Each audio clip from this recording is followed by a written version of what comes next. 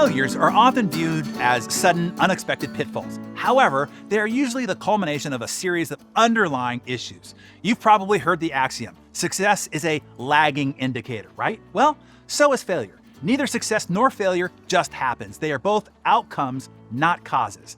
To find the cure to your bad results, or the accelerant to your success, you need to discover the critical upstream causes. Let me give you a for instance.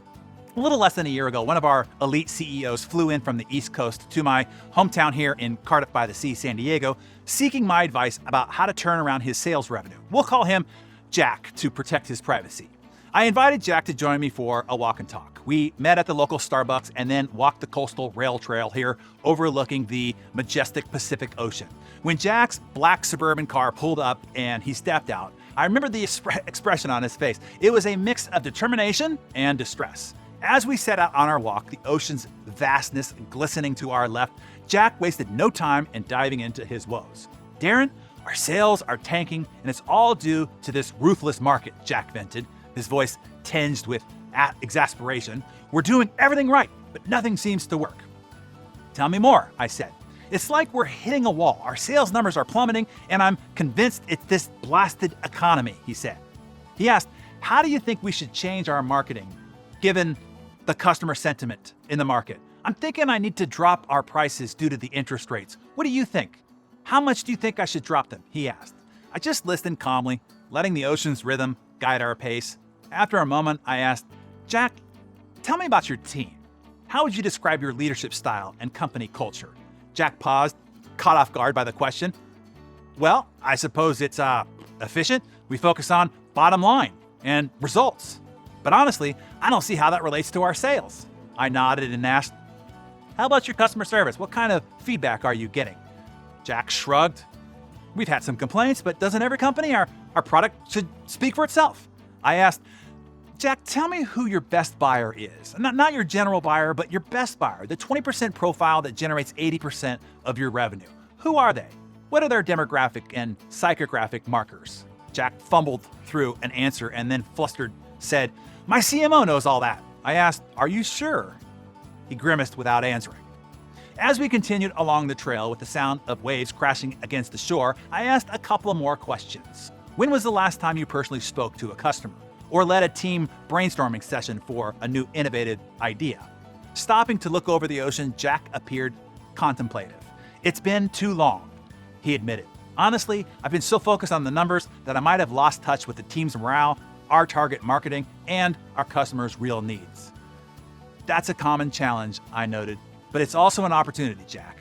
Leadership isn't just about driving results. It's about inspiring your team, keeping focus on efficient marketing, and staying connected with your customers. As we turned to make our way back, I could see the gears starting to turn in Jack's mind. The initial frustration in his eyes was now replaced with a spark of realization. Darren, I came here thinking that our sales problem was all due to external factors, he said, but now I see how our internal dynamics lead to our current results. I've been so fixated on external marketing forces that I've overlooked what's happening inside our own walls. During the rest of our walk, I offered thoughts on refocusing his marketing to his best buyer target and offered insights on how to foster innovation. To improve his leadership and culture, I encouraged him to facilitate his team through the hero's journey together, to let the program figure out the framework to rebuild his high-performing culture. By the time we got back to his Suburban, Jack seemed like a changed man. There was a new sense of clarity and purpose in his demeanor. He said, I can't thank you enough. He said it with a newfound resolve in his voice. I came here looking for answers to a sales problem, but leaving with a deeper understanding of leadership and the real drivers of business success. Well, 5 months later, I received an enthusiastic update from Jack. Jack had personally engaged with customers, gaining valuable insights that led to a refocused sales and marketing approach, and the hero's journey reinvigorated his team excitement, engagement, collaboration, and commitment. And he reported the results were remarkable. Sales had not only rebounded, but were surpassing previous highs. Jack's company was now not just back on track, but blazing a new trail in their industry. To probe your own mind and introspection here are some of the typical false failure lag indicators. High employee turnover is typically seen as an HR issue. However, it's usually due to poor leadership and a dysfunctional work culture.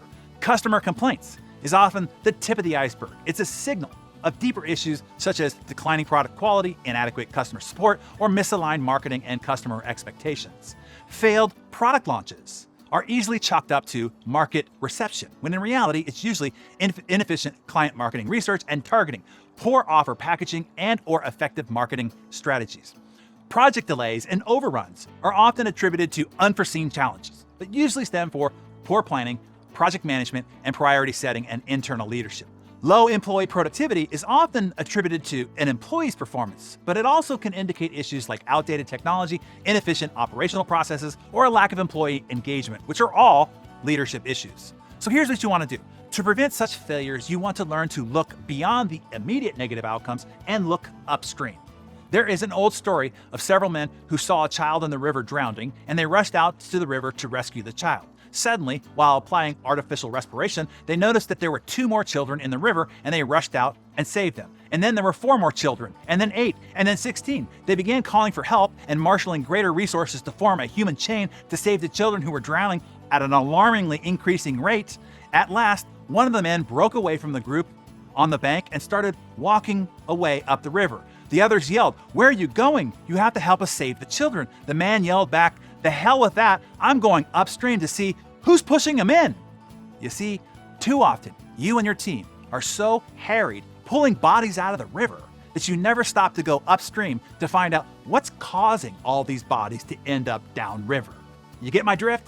So, I challenge you. What is the result metric right now that you're unhappy with? Write that down in your Darren Daily Journal. And then go upstream. What is a behavior upstream that is causing your downstream poor results? It's either something that you are doing wrong, poorly, or not doing that you should that is the cause of your failure. The failure is just the lagging indicator, not the problem itself. And then share the result metric that you plan on fixing by looking upstream in the comments below. That is causing your